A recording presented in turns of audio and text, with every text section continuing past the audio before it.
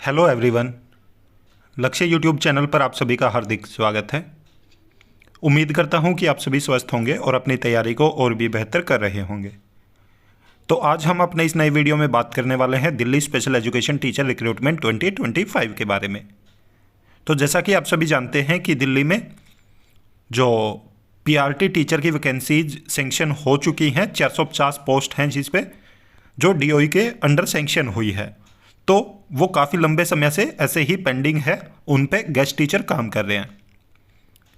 तो आज का हमारा वीडियो उसी संबंध में है, जिसमें हम बात करने वाले हैं परमानेंट टीचर वैकेंसीज की, जो कि 450 पदों पर भर्ती प्रक्रिया शुरू करने का आदेश दे दिया गया है अब सरकार की तरफ से और डिपार्टमेंट की तरफ से। तो जो काफ़ी लंबे समय से वेट कर रहे थे दिल्ली में as a special education teacher, जो पीआरटी लेवल के हैं, तो काफ़ी लंबे समय से वेट कर रहे हैं वो कि कब वैकेंसी का एडवर्टीजमेंट आएगा और कब वो फॉर्म फिल कर पाएंगे।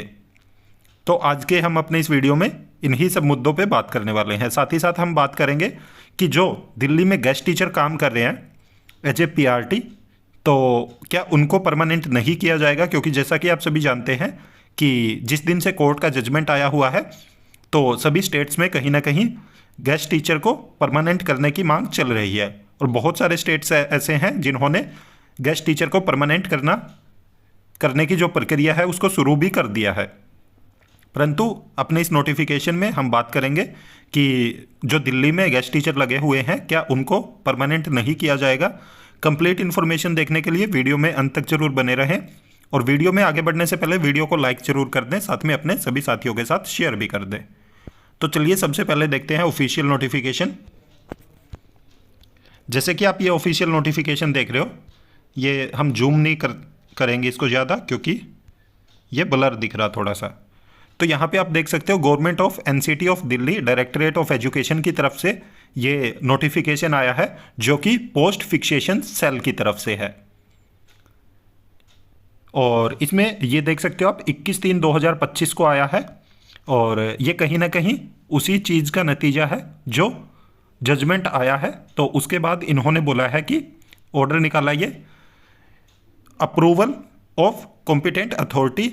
इन्होंने बोला है कि जो 450 पोस्ट सेंक्शन हो चुकी हैं दिल्ली में एज ए स्पेशल एजुकेटर, जो कि प्राइमरी लेवल की हैं, जिनका पीरियड इन्होंने बताया कि 22/11/2024 से 31/3/2025 है।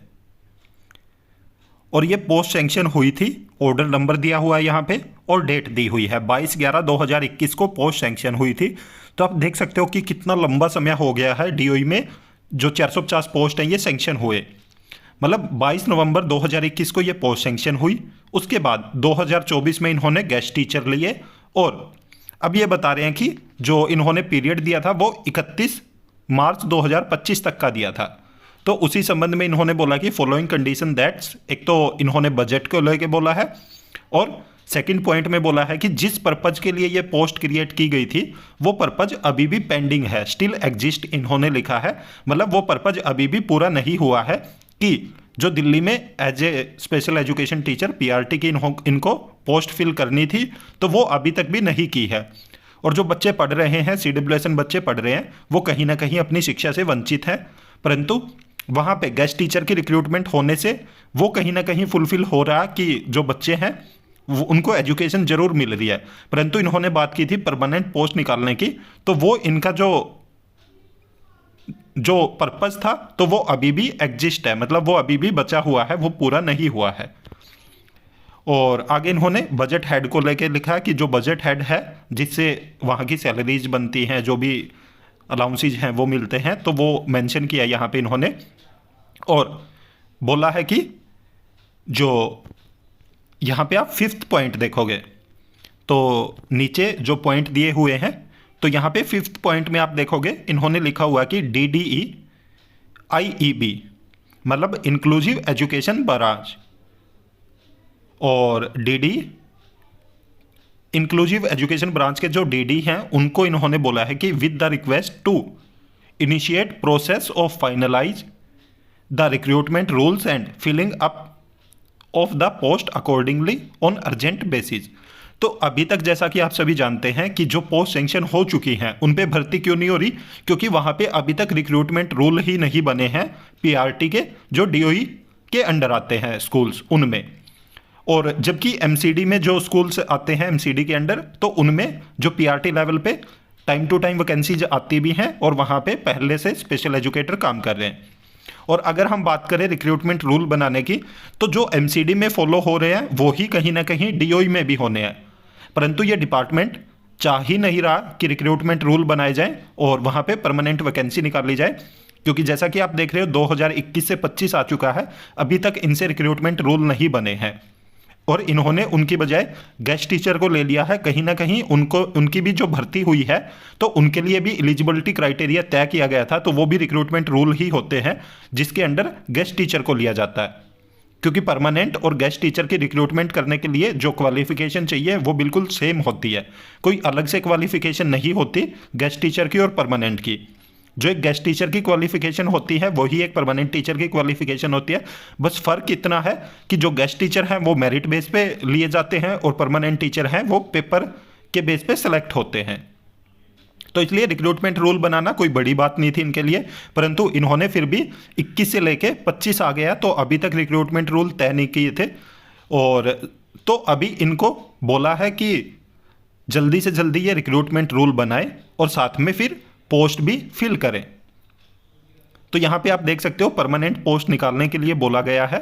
और तो अब बात आती है कि जो गेस्ट टीचर वहां पे काम कर रहे हैं तो उनका क्या होगा, क्योंकि जैसा कि आप सभी जानते हैं कि जिस दिन से जो सुप्रीम कोर्ट का जजमेंट आया है रजनीश कुमार पांडे बनाम यूनियन ऑफ इंडिया जो केस चल रहा था उसका, तो उसी दिन से कहीं ना कहीं सभी गेस्ट टीचर को ये आस हुई है कि वो भी परमानेंट होंगे।